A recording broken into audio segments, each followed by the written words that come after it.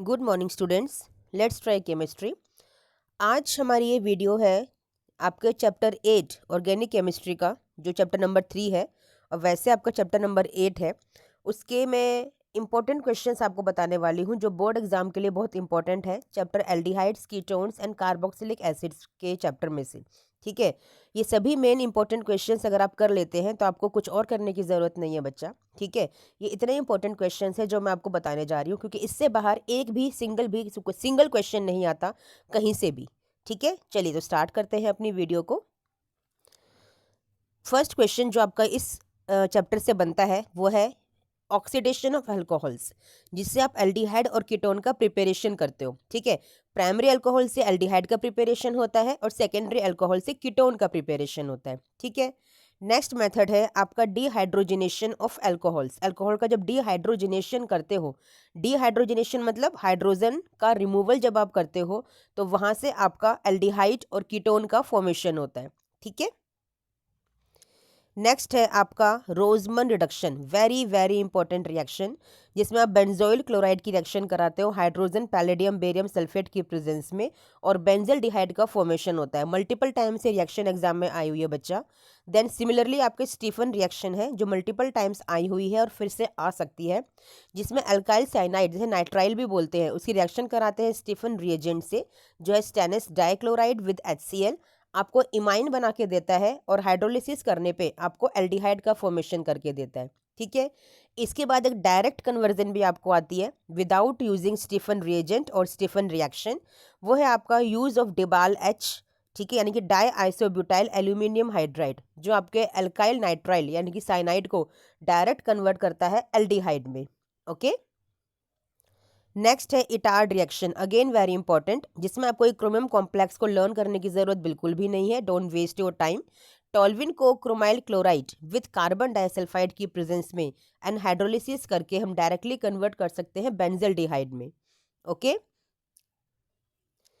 इसके बाद है आपका टोल्विन से बेंजल डिहाइड का फॉर्मेशन करना। अभी आपने ऊपर भी प्रिपेयर किया था, ठीक है। यहाँ पे क्लोरिनेशन यानी कि लाइट की प्रेजेंस में आप बेंजल क्लोराइड का फॉर्मेशन करते हो, फिर हाइड्रोलिसिस करके बेंजल डिहाइड का फॉर्मेशन करते हो। ये रिएक्शन इसलिए इंपॉर्टेंट है, कन्वर्जन में आपकी ये वाला स्टेप बहुत यूज होता है, ठीक है, इसलिए this is very important reaction. फिर एक गैटरमैन कोच रिएक्शन, जहाँ बेंजीन से डायरेक्ट आप बेंजल डिहाइड का फॉर्मेशन करते हो बच्चा, कार्बन मोनोऑक्साइड एंड HCl साथ में लुइस एसिड की प्रेजेंस में। मैंने आपको ट्रिक भी लर्न कराई थी, कोच यानी कि coach, CO plus HCl, okay.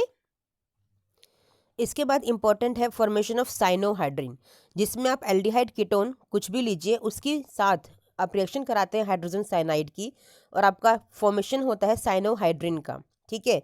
फिर है आपका bisulphide addition compound, very important question, जिसमें एल्डिहाइड कीटोन कुछ भी होगा, आपका बायसल्फाइड सोडियम बायसल्फाइड आपको लेना है, और प्रोटॉन ट्रांसफर के बाद फॉर्म होगा bisulphide addition compound, very very important reaction. फिर है formation of hemi acetal and acetal, again very important. Aldehyde में आप ऐड करते हैं 1 मॉलिक्यूल ऑफ अल्कोहल, तो आपको हेमी एसिटल मिलता है, जिसमें एक एल्कोक्सी ग्रुप होता है। एक और मॉलिक्यूल ऐड करते हो अल्कोहल का, तो 2 एल्कोक्सी ग्रुप बन जाते हैं, यानी कि एसिटल का फॉर्मेशन हो जाता है, ठीक है। फिर है इथाइलिन ग्लाइकोल कीटल, इसके लिए कीटोन ही आपको चाहिए, ठीक है। फिर आप इथाइलिन ग्लाइकोल की प्रेजेंस में HCl गैस ऐड करने पर इथाइलिन ग्लाइकोल कीटल, जो कि साइक्लिक स्ट्रक्चर है, उसका फॉर्मेशन करते हो, very very important reaction for board exam. फिर है आपका कि एल्डिहाइड को रिड्यूस करके और कीटोन्स को रिड्यूस करके आप अल्कोहल्स में कन्वर्ट करते हो, ठीक है, इंपॉर्टेंट है ये भी।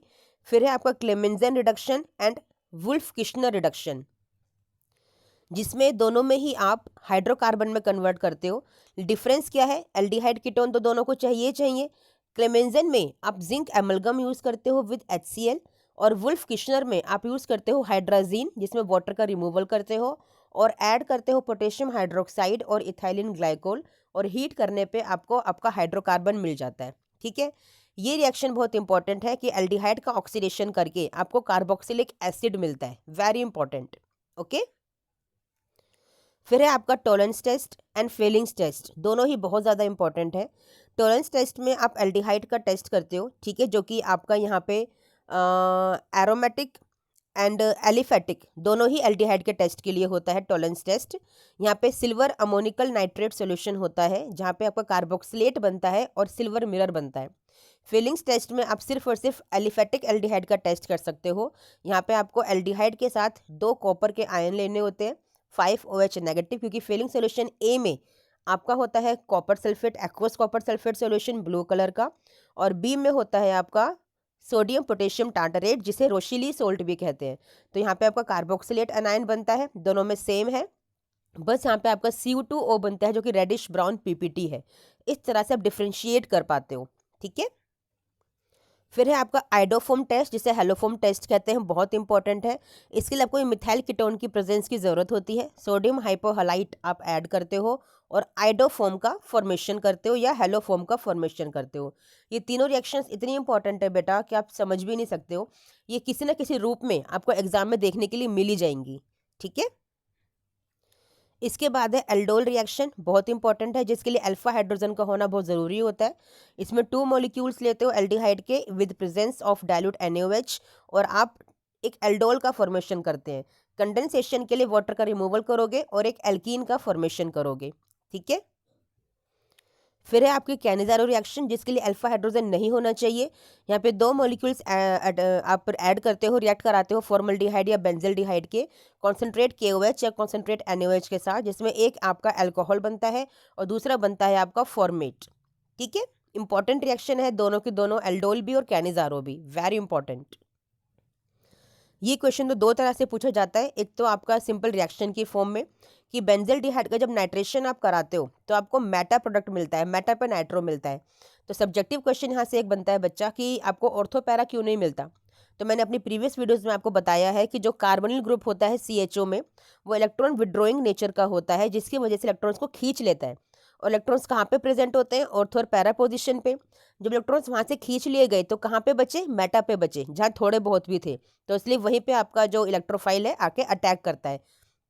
तो जितने भी कार्बोनिल वाले कॉम्पाउंड्स आपके होते हैं, ठीक है, वो सभी के सभी आपके मेटा प्रोडक्ट्स देते हैं। इंपॉर्टेंट क्वेश्चन है यहाँ से आपका। ये रिएक्शन बहुत इंपॉर्टेंट है कि अल्कोहल का आप डायरेक्ट ऑक्सीडेशन करके कार्बोक्सिलिक एसिड में कन्वर्ट कर सकते हो। अब की बार भी आया था ये क्वेश्चन, अल्कलाइन KMnO4 की हेल्प से आप ये काम कर सकते हो, ठीक है, इंपॉर्टेंट है। ये वाली रिएक्शंस कन्वर्जन में यूज़ होती हैं कि टॉल्विन है या फिर इस तरह का कोई हाइड्रोकार्बन है बेंजीन पर, तो आप कैसे उसे बेंजोइक एसिड में कन्वर्ट करोगे।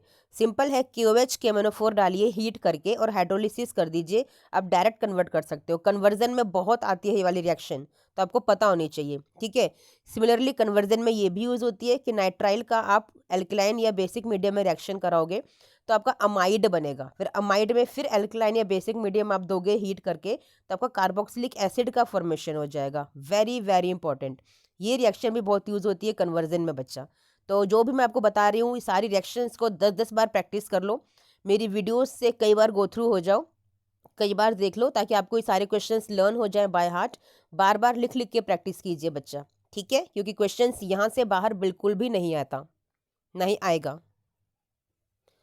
ये रिएक्शन काफ़ी इंपॉर्टेंट है कि ग्रिग्नार्ड रिएजेंट की जब CO2 से रिएक्शन कराते हो ड्राई ईथर की प्रेजेंस में, तो आपको कार्बोक्सिलिक एसिड मिलता है, ठीक है। पूरा मैकेनिज्म मैंने करवाया है अपनी प्रीवियस वीडियोस में, आप वहाँ पे जाकर देख सकते हैं।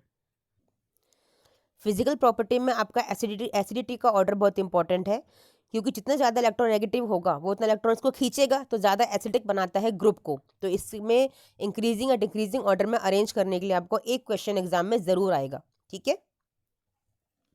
यहाँ से क्वेश्चन आता है आपको कि आपके पास कार्बोक्सिलिक एसिड है और PCl5 PCl3 या SOCl2 है, तो क्या बनेगा, ऑब्वियसली COCl आपका असाइल ग्रुप में फॉर्मेशन हो जाएगा, ठीक है। एक कार्बोक्सिलिक एसिड में अमोनिया का अगर ऐड करोगे तो आपका अमाइड का फॉर्मेशन होता है, ठीक है। ये एलिफेटिक में और एरोमेटिक दोनों में आपको क्वेश्चन एग्जाम में देखने के लिए मिल सकता है। यहाँ पर ये भी है, डाई कार्बोक्सिलिक है, ग्रुप लगा हुआ है आपके बेंजीन पर। तो आप इतना सब कुछ ना करके आप क्या करोगे, सिंपल आप अमोनिया को ऐड करो, हीट करो स्ट्रॉन्ग, और आपका थैल इमाइड का फॉर्मेशन हो जाएगा, ठीक है। इंपॉर्टेंट है ये भी इंपॉर्टेंट है। कार्बोक्सिलिक एसिड का जब रिडक्शन करते हो स्ट्रॉन्ग रिड्यूसिंग एजेंट की प्रेजेंस में लिथियम एल्यूमिनियम हाइड्राइड, तो आपको अल्कोहल मिल जाता है, ठीक है। अगर सोडियम सॉल्ट है कार्बोक्सिलिक एसिड का और आप डी कार्बोक्सिलेशन करते हो तो आपको हाइड्रोकार्बन मिल जाता है। वेरी इंपॉर्टेंट, क्यों? क्योंकि ये आपके कन्वर्जन में यूज होते हैं बच्चा, ठीक है। फिर है आपका हेलोजेनेशन, जिसमें हेल वोल्हार्ड जेलिंस्की रिएक्शन इंपॉर्टेंट है। कैसे? यहाँ अल्फा कार्बोक्सिलिक एसिड आपको चाहिए, मतलब कार्बोक्सिलिक एसिड के पास अल्फा हाइड्रोजन होना चाहिए। रेड फॉस्फोरस और हेलोजन की प्रेजेंस में आप अल्फा हेलो कार्बोक्सिलिक एसिड का फॉर्मेशन करते हो। वेरी इंपॉर्टेंट रिएक्शन, बहुत रेयर आई हुई है, तो इस बार आने के पूरे चांसेस हैं इस रिएक्शन के आपके बोर्ड एग्जाम में, ठीक है। इसके बाद है आपका नाइट्रेशन, ठीक है। आप नाइट्रो मेटा पे लगाओगे, मैंने अभी बताया आपको। आपका हेलोजिनेशन यहाँ पे मेटा ब्रोमो आपका बनेगा, ठीक है। तो ये थे सारे के सारे इंपॉर्टेंट क्वेश्चंस इस चैप्टर के एनसीईआरटी से, जहां से ही क्वेश्चन आपको एग्जाम में देखने के लिए मिलेगा।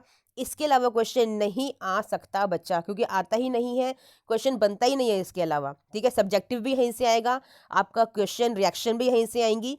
तो प्लीज़ आप वीडियो को बहुत देखिए, ध्यान से देखिए, ध्यान से समझिए। कोई क्वेरी है तो मुझे कमेंट बॉक्स में प्लीज़ कमेंट कीजिए, ठीक है बच्चा। चलिए मिलते हैं नेक्स्ट वीडियो में। टिल देन थैंक यू बच्चा, बाय।